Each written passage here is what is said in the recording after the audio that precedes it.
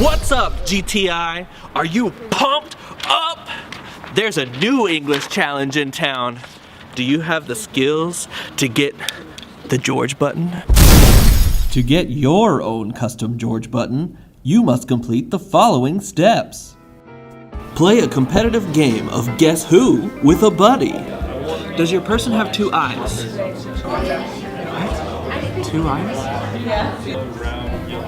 Great!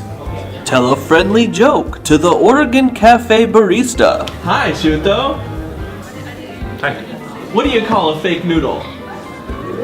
An impasta. Great! Have a political debate with a classmate. Hey, Andrew. What are your thoughts on ranked choice voting? Great! Hi. Can I get my very own custom George print button? Merci.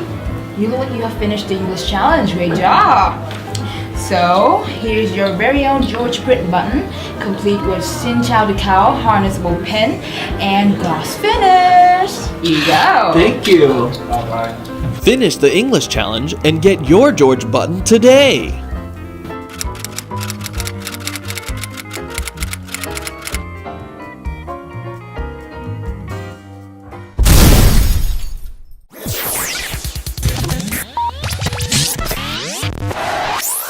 What's up, GTI? My name is Eric. And I'm Andrew.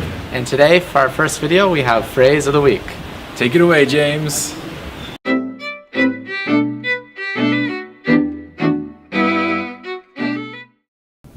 The phrase of the week this week is bite off more than you can chew. We use this phrase to describe something that is too difficult to do or when we take on more responsibility than we can handle. Let's take a look at some examples. Don't bite off more than you can chew. You have so many things to do at the moment. Why don't you ask someone else to help you organise that party? They offered me the job, but the work was so difficult. I definitely bit off more than I could chew. Many kids who live alone find out that they have bitten off more than they can chew. So, the next time you describe something that is more than someone can handle, try using the phrase, bite off more than you can chew. See you next time on Phrase of the Week.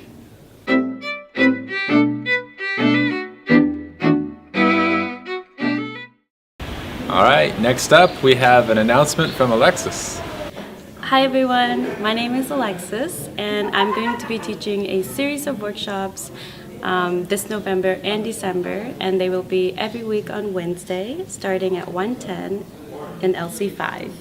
This week's workshop is learning about the benefits of learning English. To reserve a spot, go to tiugti.com. I hope to see you there and ask your teachers if you can get extra credit. For our next video, we have a student bio. This week, we talked to Gabby from Indonesia.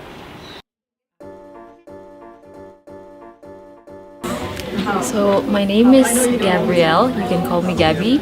I'm from Ambon in Indonesia, and I'm in international relations here at TIU.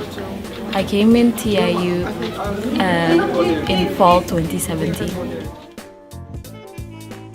So the reason I came to TIU is because I want to live in Japan and learn the language and the culture. And also, like, at the same time, TIU provides an international environment where I could also practice my English. So it's like 2 languages at the same time. Yeah.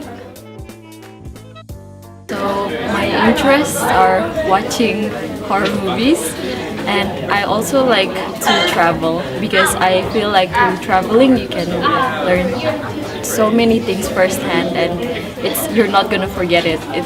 It will make like unforgettable memories. So I like traveling to different places and learn their culture and make new friends.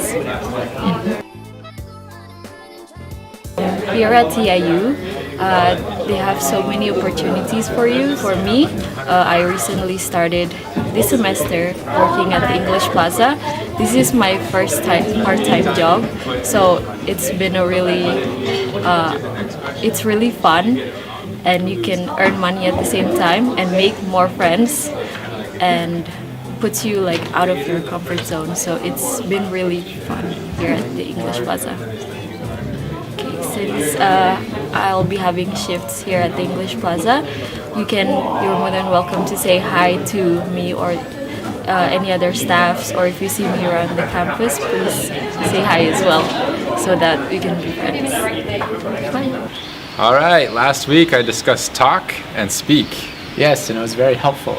This week for our last video, Andrew's going to tell us the difference between say and tell. Let's take a look.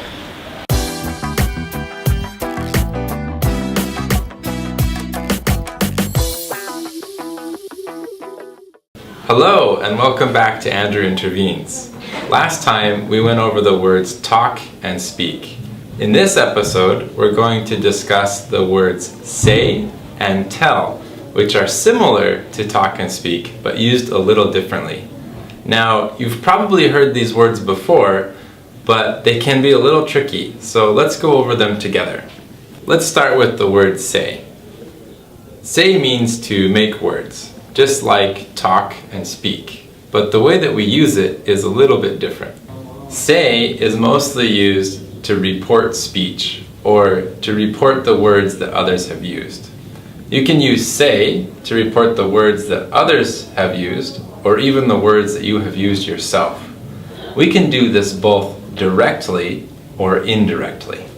Here's an example of reporting speech directly. She said, "I can meet you at 2 o'clock this afternoon." Now notice that when we report speech directly in writing, we use quotation marks. Okay, here's one more example. This time, reporting your own words. I said, "Sorry, Dad, I can't come home for Christmas this year." Okay, now let's take a look at an example of reporting speech indirectly. She said she can meet me this afternoon at 2 o'clock. In this example, I have changed some of the original words, but the information is the same. When you report speech indirectly in writing, you don't have to use quotation marks. Here's another example. I said I can come home for New Year's. You might also use say if you're having a conversation with another person and you don't hear or understand what they said. In this situation, you could use, "Can you say that again?" to get them to repeat their words. Okay, now let's go over tell. Tell is also used to report speech, and typically tell is used to report speech indirectly.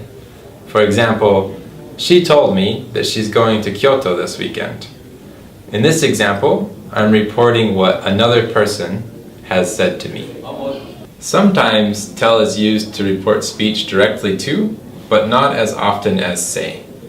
For example, I told my daughter, "You better finish all of your dinner."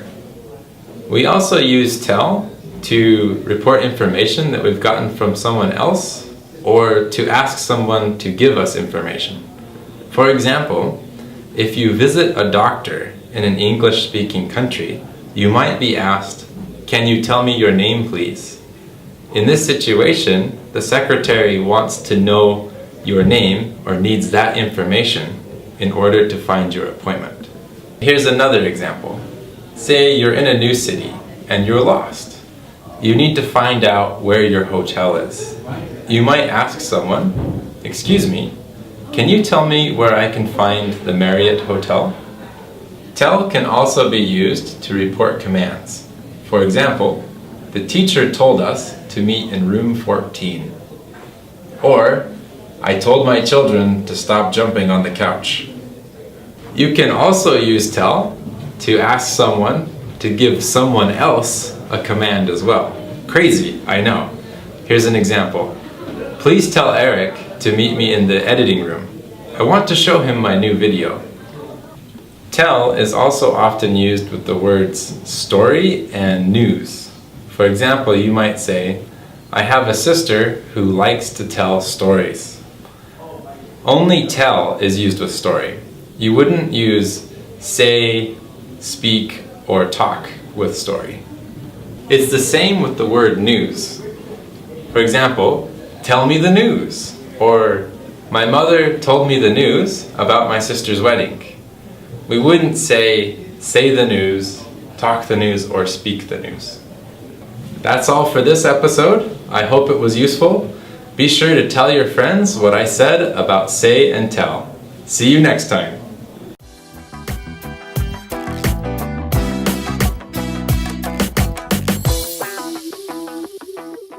Alright, that's all for this week. Thank you very much for watching. See you next time.